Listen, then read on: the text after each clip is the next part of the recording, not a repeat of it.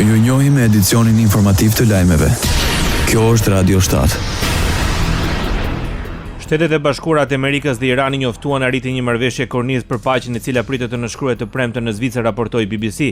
Presidenti amerikan Donald Trump deklaroi se pas nënshkrimit të marrëveshjes, nafta do të transportohet sërish, ndërsa çmimet e naftës kanë shënuar rënje pas njoftimit për marrëveshje. Zëvendës ministri i jashtëm i Iranit, Qasem Garibabadi, konfirmoi në televizionin shtetëror se është finalizuar një memorandum mirëkuptimi mes dy vendeve.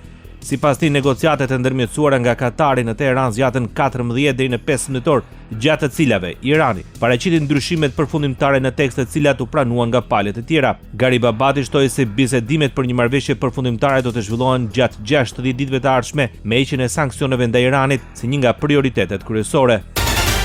Zëvendës presidenti i Shteteve të Bashkuara të Amerikës, J.D. Vance, deklaroi se marrëveshja e arritur mes SBA-s dhe Iranit ka potencialin të transformojë rrënjësisht lindjen e mesme për 50 vite të ardhshme.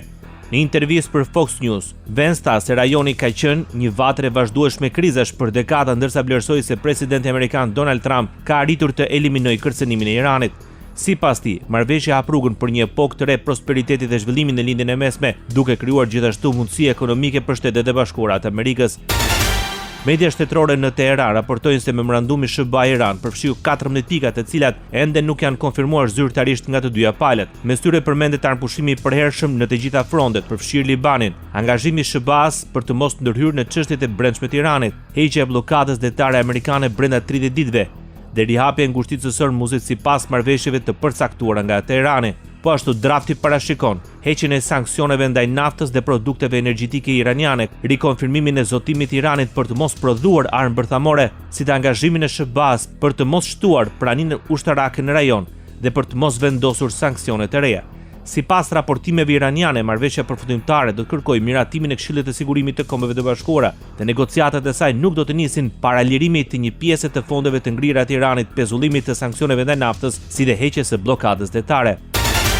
Marrëveshja e paqes e shpallur nga Shtetet e Bashkuara të Amerikës dhe Irani është mirëpritur nga liderët botror. Sekretari i përgjithshëm i Kombeve të Bashkuara, Antonio Guterres, e cilësoi një hap kritik drejt zgjidhjes paqësore të konfliktit, edhe kryeministri i Japonisë Takeaki shpreu besimin për garantimin e lundrimit të lirë dhe të sigurt në ngushticën e Hormuzit, si dhe arritjen sa më shpejt të një marrëveshje përfundimtare për çështjen bërthamore iraniane dhe tema të tjera të mbetura pezull.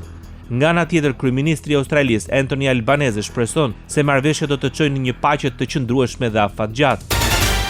Ministri i jashtëm i Zelandës së Re, Winston Peters, e cilësoi si një hap drejt reduktimit të tensioneve dhe forcimit të stabilitetit në një rajon me rëndësi kyçe për sigurinë ekonomike dhe globale. Kryeministri britanik Keir Starmer e mirëpriti marrëveshjen si një hap jashtëzakonisht të rëndësishëm përpara drejt përfundimit të luftës. Në një deklaratë përbashkët pas shpalljes së marrëveshjes, Britania e Madhe, Franca, Gjermania dhe Italia e cilësuan atë si një moment mundësie për rikthimin e stabilitetit rajonal dhe stabilizimin e ekonomisë globale.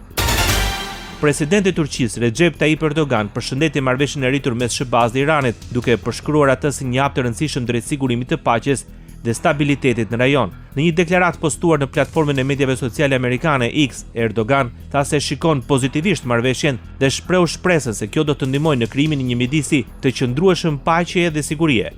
Ai gjithashtu u bëri thirrje të gjitha palëve që të shmangin veprimet që mund të dëmtojnë procesin përpara se marrëveshja të nënshkruhet zyrtarisht. Ndoqët lajmet shkurt në Radio 7, zëri pozitiv i qytetit.